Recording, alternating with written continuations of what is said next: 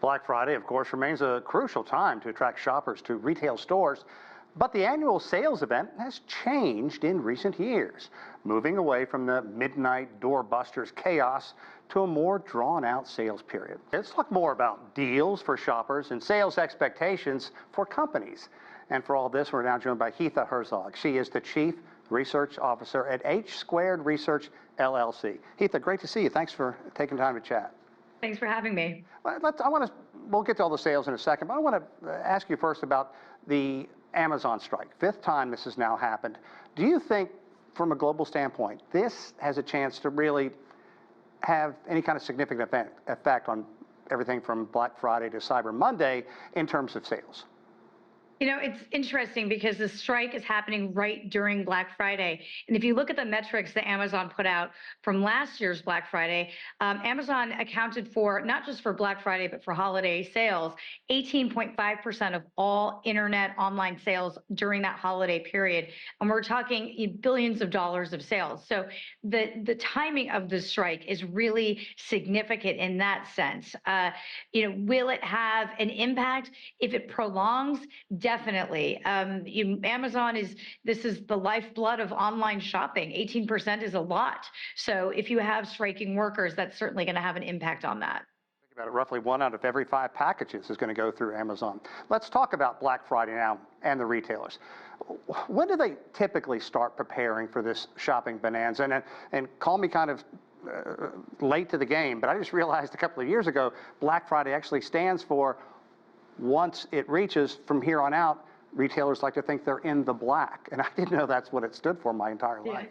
You're not alone, and I thought you were going to say, you're starting your shopping now, which is totally fine. By the way, no judgment here. When retailers actually prepare, this is going to surprise you and some of the viewers. They actually start preparing a 1.5 to 2 years in advance. So while we are in Black Friday 2024, retailers are preparing for Black Friday 2026 as we speak. And what they're doing is they're looking at the metrics and they're looking at the historical data of what people are buying. Now, obviously, things can change. No one can predict a pandemic that had an impact on shopping and global shopping. But right now, retailers are preparing based on historical promotional cadence and what they've seen people buy and where the market is. And then they make forward decisions and leave enough room to be flexible in case there's a global impact that will affect how consumers are shopping. Yeah, I didn't think the holiday actually snuck up on them, but I am surprised, a year and a half. Now, what are some of the effective marketing tactics that retailers are using to try and build excitement for Black Friday? Retailers really are missing a lot of the in-store traffic. If you think about it, pre-pandemic, we were in stores. There was a real rush to get into the stores. All of that crazy footage, we'd see people rushing through the doors. That, I'll be honest, doesn't really happen that much anymore unless you're looking for the Taylor Swift Eras book, which all of those Swifties were lining up outside of Target last night at 5 in the morning.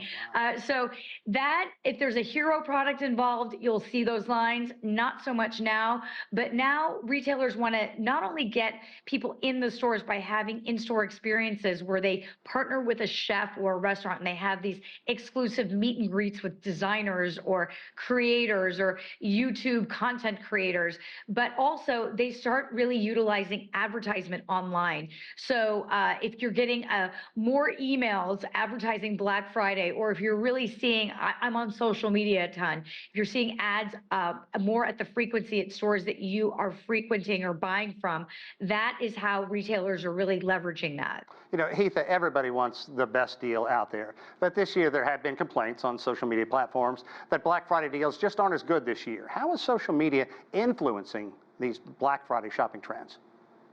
You know, social media is really interesting because it serves as this mouthpiece. So if you have one person saying, well, this deal isn't great, then suddenly the dominoes fall. But what I tell shoppers and analysts as I'm looking at all the data is that it's really segmented. So you never really know if someone says, well, the deals aren't great.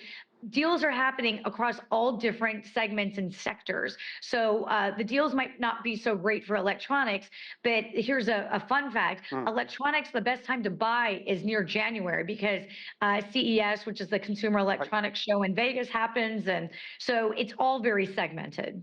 Interesting. You know, okay, now I will reward you and tell you I haven't started my Christmas shopping yet. So let's talk about the rise of online shopping, how that is changing the way retailers approach Black Friday. Because I'm one of these kind of people, I like getting out in the crowds, I like the music, the lights, the good feeling people have, but look, I love the convenience of hit, click, click, click, I'm done.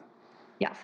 Sean, I have to say, you're not, like I said, you're not alone. I always tell people that if I'm on the sofa and if I have to walk across the living room to get my wallet, get my credit card out and pay for it, that purchase is not happening. So that is actually friction. And people and retailers know that the shopper wants a frictionless shopping opportunity. And that is one way that they are lassoing in the shopper to stick to that retailer. If you have an easy shopping experience, AKA you're not getting off the sofa, you're just click, click, click, and it just is purchased and in your inbox and free shipping is involved, then you're more likely as a customer to continue to shop at that retailer. Yeah. And there's a reason why Amazon dominates the online retail shopping experience. It's very easy, and they have that logistical aspect down pat. I mean, no one does it better than Amazon. And so that is why, retailers are trying to emulate that logistical seamlessness that Amazon really portrays. You know, Hitha, part of me is, look, I paid for Prime. I'm going to squeeze every nickel I get out of it. But good stuff from you. Thank you so much for your insight. Have a wonderful holiday. Hitha Herzog, thank you. You too.